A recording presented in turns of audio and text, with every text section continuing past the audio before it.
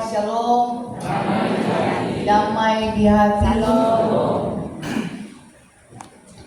Kita kembali dituntun dengan bagian bacaan sebagaimana dalam trilogi pembangunan jemaat.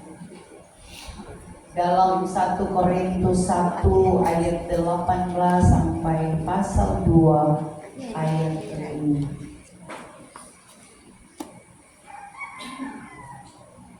Di zaman dunia sekarang ini banyak orang percaya mengutamakan hikmat dunia daripada perwartaan saleh. Artinya bahwa banyak lebih tertarik pada khotbah yang menyenangkan telinga untuk kita mendengar, dan kurang menghargai pemberitaan salib yang menuntut pertobatan dan pengaruh. Banyak orang mengidolakan setiap pengkhotbah, lebih terpesona oleh kepintaran, oleh gaya. Yang penting orang banyak tahu, yang penting orang banyak semua, ketimbang kita lebih cenderung untuk mendengarkan sesungguhnya kebenaran Injil itu sendiri.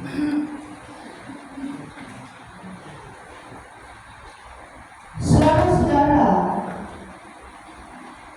ada kata bijak yang mengatakan bahwa jangan kagum hanya pada terang lampu, tapi carilah sumber terang itu. Kota Korintus adalah kota besar yang dipenuhi budaya Yunani dan Romawi.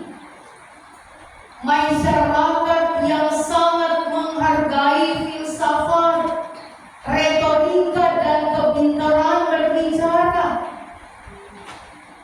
Orang yang pandai berdebat dianggap hebat,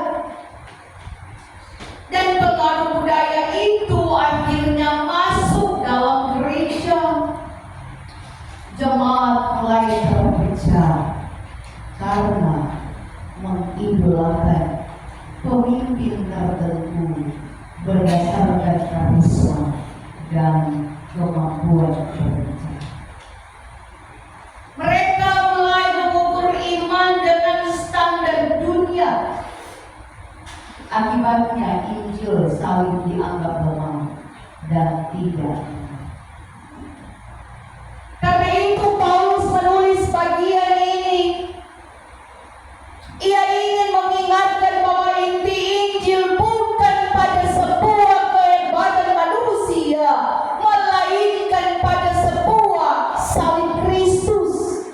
Seperti dalam ayat 18 yang sudah kita baca. Paulus berkata bahwa pemberitaan tentang salib bagi dunia adalah sebuah kebodohan. Kata Yunani moria berarti sesuatu yang dianggap tidak masuk akal.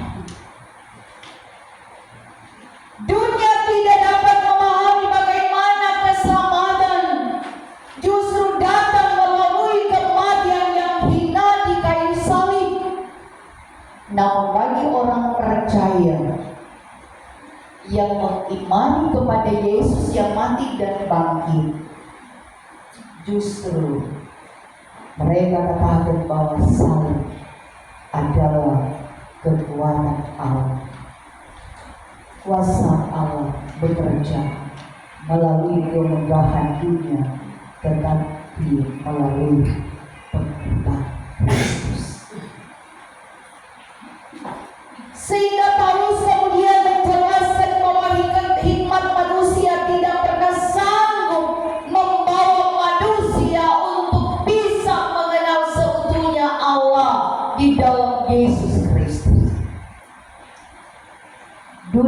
boleh maju dalam filsafat dan pengetahuan, tetapi tanpa Allah, manusia tetap meraba-raba dalam sebuah kegelapan. Orang Yahudi mencari tanda ajaib, orang Yunani mengejar hikmat, tetapi Allah memilih jalan yang tidak dipahami dunia, yaitu Kristus yang mati disalibkan. Bagi orang Yahudi, salib adalah sebuah batu sandungan, karena mereka mengharapkan Mesias yang kuat secara politis. Bagi orang Yunani, salib adalah kebodohan, karena Allah dianggap tidak mungkin menderita. Tetapi bagi mereka yang dipanggil Allah, salib justru adalah hikmat dan kekuatan Allah. Di tempat yang tanpa lemah itu dosa dikalahkan. Di tempat yang lemah itu keselamatan dinyatakan untuk dunia dan manusia. Karena itu dalam pasal yang kedua selanjutnya yang kita bacakan, Paulus juga menunjukkan sikapnya sebagai pelayan. Walaupun dia sangat terpelajar, ia tidak datang dengan berkata-kata yang muluk, tetapi ia memilih untuk memberitakan Kristus dengan sederhana, supaya iman jemaat tidak tergantung pada manusia, melainkan pada kekuasaan Allah. Karena Paulus sadar bahwa hanya Roh Kudus yang dapat mengubah setiap hati dan pikiran manusia. Hanya Roh Kudus yang bisa menuntun dan mengarahkan kehidupan manusia. Hanya dengan Roh Kudus membimbing kehidupan manusia untuk bisa membangun iman di atas kekuatan dasar iman yang kuat kepada Yesus yang telah mati, tetapi bangkit menyatakan otoritas dan kehendaknya atas manusia. Karena itu, jika iman dibangun di atas kekaguman kepada manusia, maka yang kita dapati adalah sebuah iman yang rapuh. Karena itu, sadar atau tidak, orang sering berada pada sebuah iman yang dibangun di atas kekaguman kepada manusia. Selalu ibu bilang, tersontok satu kita punya satu. Iman yang rapuh. Ketika datang persoalan, datang pergumulan, datang masalah, datang beban, yang ada pada orang adalah kekuatan manusia yang kadang memberontak dengan apa yang kita alami. Tetapi iman yang dituntun oleh Roh Kudus, apapun yang kita alami, maka yang ada pada kita adalah sebuah pengakuan, terima kasih Tuhan untuk setiap masalah yang kami alami, terima kasih untuk setiap persoalan yang kami alami, terima kasih untuk beban yang kami rasakan, dan bermohon Tuhan kuatkan, mampukan, teguhkan iman agar saya tidak berdosa terhadap apa yang dialami. Itu iman yang kuat dan Tuhan. Sehingga dunia bisa melihat kita dengan begitu sangat terpesona. Mereka akan bisa mengatakan, oh luar biasa, orang-orang percaya yang memiliki iman yang kuat di dalam Tuhan. Karena itu saudara-saudara, bangunlah iman kita di atas dasar kasih Kristus, agar supaya iman kita akan semakin bertambah kuat dan kokoh, dan menjadikan iman itu sebagai motor menuntun langkah kehidupan kita. Orang akan maju dan terus maju, tertuju pada tujuan kita. Biar ke kiri dan kanan, so banyak dagoda, tetap orang konsekuen dengan apa yang orang lihat di depan. Karena itu saudara-saudara, dari bagian bacaan ini, apa yang perlu kita renungkan untuk mendewasakan iman kita? Pertama, jangan membangun iman di atas pengetahuan manusia. Banyak orang lebih mengenal setiap siapa yang memberitakan firman,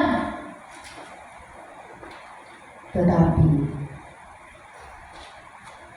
banyak gagal dan bisa melakukan kesalahan dan kebodohan.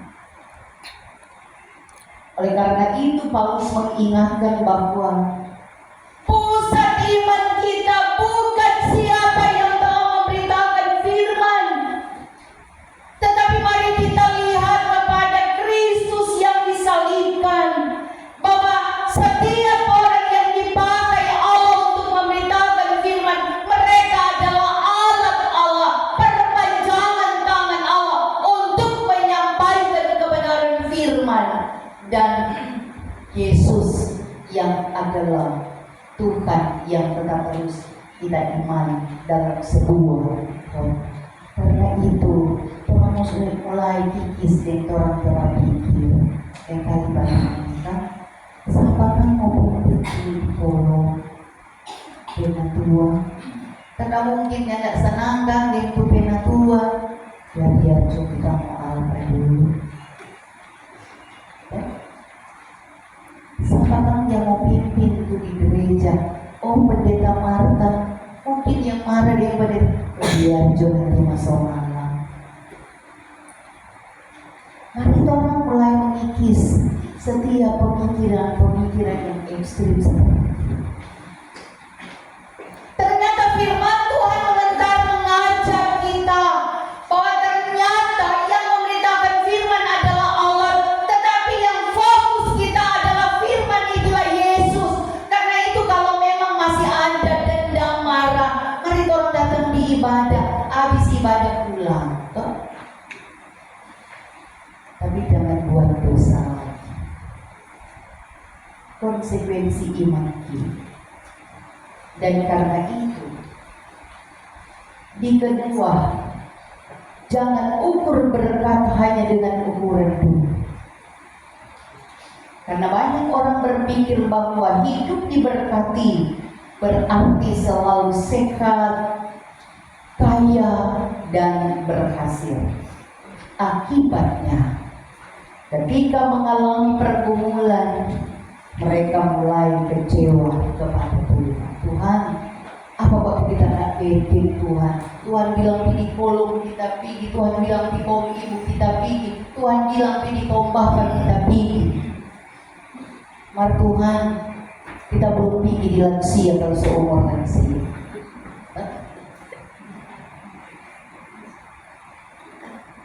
Artinya bahwa segala sesuatu yang kita alami, mari kita melihat kepada salib, bahwa salib kita dilihat sebagai tanda kelemahan. Padahal dalam kekristenan justru melalui salib kuasa Allah dinyatakan. Banyak mujizat terjadi dalam karya selam Allah bagi manusia. Yesus menang bukan dengan mahkota emas, tetapi dengan mahkota duri. Keselamatan lahir bukan dari kemenangan, tetapi dari sebuah pengorbanan.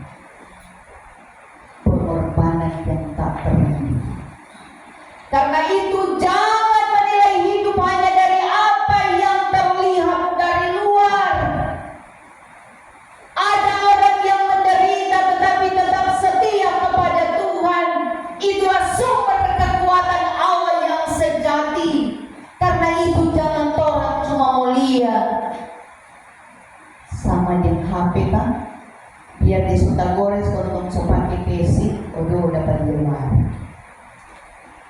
Artinya bahwa mari orang tampilkan luar dan dalam, tetap ada dalam keseimbangan, dalam kesinambungan iman untuk bisa menjadi dewasa dalam iman, sehingga kita bisa melihat dari setiap situasi keadaan kita.